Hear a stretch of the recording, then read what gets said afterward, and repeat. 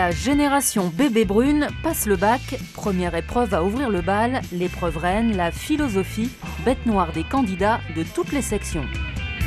Mes peurs se sont tout endormies, mes vacarmes sonores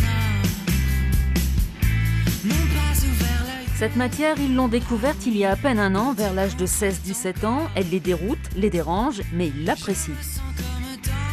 La philo, ça sert, je trouve, à comprendre plus le monde, à nous comprendre plus nous-mêmes.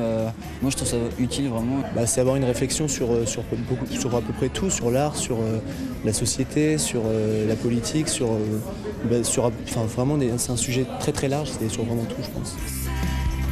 Si l'élocution traîne l'intention, il est quand je fais I love you.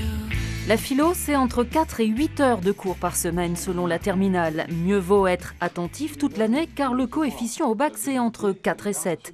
L'épreuve dure 4 heures. Les élèves ont le choix entre la fameuse dissertation ou le commentaire de texte.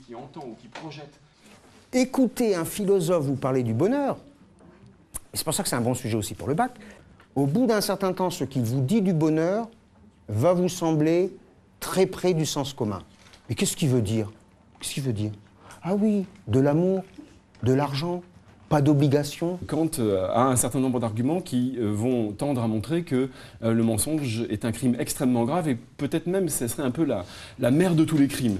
Parce qu'on va voir que le mensonge, pour Kant, est ce qui détruit toute forme de confiance possible, toute forme de contrat possible et donc toute forme de droit possible. Il ne s'agit pas de réciter quelque chose ou de faire une simple histoire des idées. Où Descartes a dit, Kant a dit, Platon a dit. En fait, il faut leur faire assimiler les problèmes, donc les faire penser par eux-mêmes. Effectivement, je ne suis pas Dieu et je ne peux pas tout savoir, tout anticiper. Donc où est-ce qu'on fixe le curseur de notre degré de responsabilité ?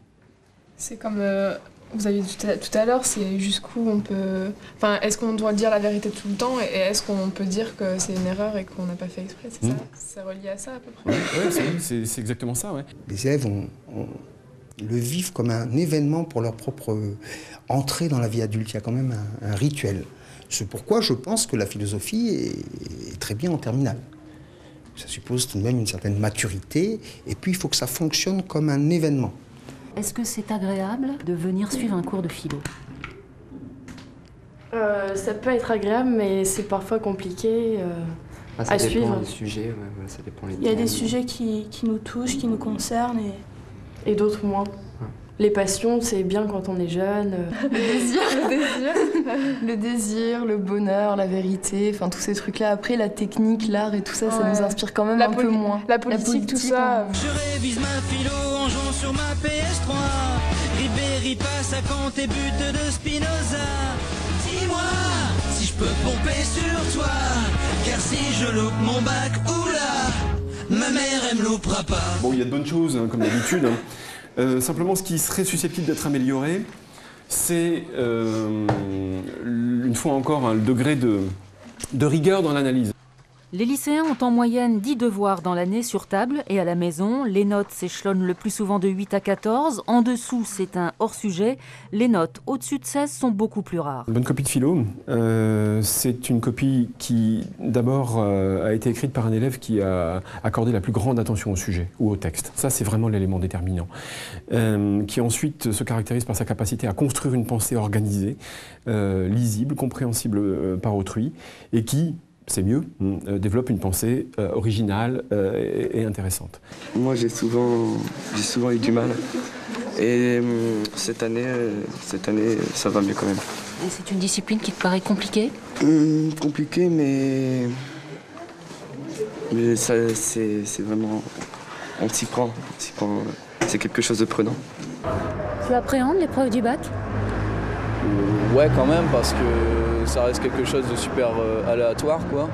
On peut être vraiment bon sur toute l'année et puis se rétamer sur une seule épreuve. Comment fait-on pour bien se préparer à l'épreuve du bac ? Alors déjà, il faut énormément travailler chez soi. Faut être un peu curieux, c'est-à-dire qu'il faut un peu se renseigner un peu partout, il ne suffit pas d'avoir les cours. On peut en discuter entre nous, c'est plus sympa. Et puis vraiment, Anabac, tout ça, lire des bouquins qui sont conseillés dans les listes. Quant aux élèves ou leurs parents qui pourraient penser que les idées développées dans les copies sont plus ou moins bien notées selon le correcteur, eh bien ils se trompent.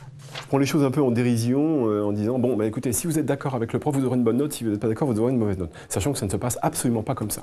C'est-à-dire qu'ils ne sont absolument pas notés en fonction de critères idéologiques. On n'a pas à les juger sur le fond de ce qu'ils disent, mais sur leur capacité à comprendre un sujet, à l'analyser et à développer une pensée cohérente, qui après est la leur, hein, sans qu'il y ait la moindre de contrainte en termes de contenu. Si le prof de philo est celui qui leur apprend à penser par eux-mêmes tout au long de l'année, pour les élèves de terminale, c'est aussi le personnage atypique qu'ils ne sont pas prêts d'oublier. Il lui porte d'ailleurs un certain regard mythique. Le prof de philo, c'est un prof différent d'un autre? Complètement. Complètement. Bah après, je sais pas pour les autres profs de philo, mais le mien est... On sait qu'il est prof de philo, quoi. Dans nos copies, on lui livre quand même nos impressions personnelles et nos pensées qui peuvent être quand même assez intimes. Enfin, je sais que par exemple, je fais pas lire ma copie à Manon ou à Justine et lui, il la lit quand même. Donc il y a quand même un rapport assez spécial. Alors, dis-moi, enfin, dites-nous si vous avez des tuyaux pour l'épreuve philo de jeudi. Pourquoi ne pas travailler la notion du bonheur qu'on a vu là tout à l'heure?